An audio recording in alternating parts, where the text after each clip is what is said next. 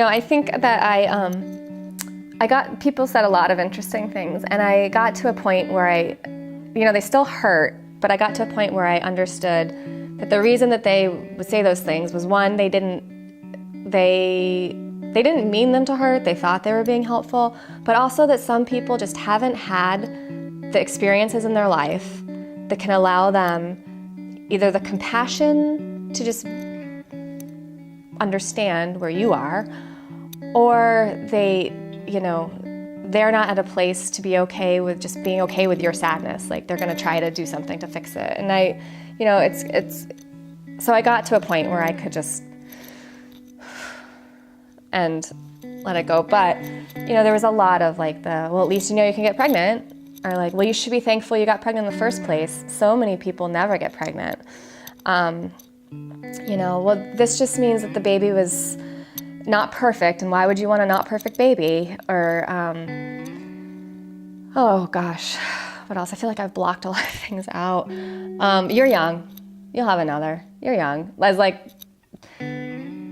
And I think even at the time when some of those things were said, I was kind of I didn't quite understand why that hurt so much. And then as I started to do more work into grief and things, I was like, oh, because that does absolutely nothing to acknowledge the child that died inside of me. It just says yeah, you'll have another. It was that. One that was really strange for me to try to swallow was really soon after our miscarriage, we were back east, and it was my 10th high school reunion. And someone there said, they said that they'd heard, and they were sorry, and then said, but at least you're on the right track. And I was I remember being what's the track? And she said something about well, you're on the track to a baby, so at least you're headed in that direction.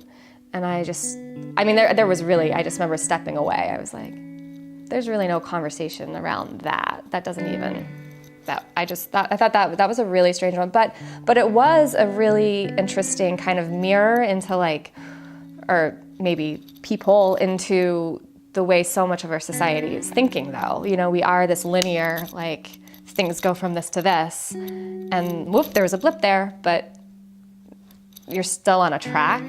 So that actually probably prodded me to start to get into more deeper work around it, because I just wasn't willing to be on a track there. The hardest thing, though, was people who I knew, and the people that said nothing. And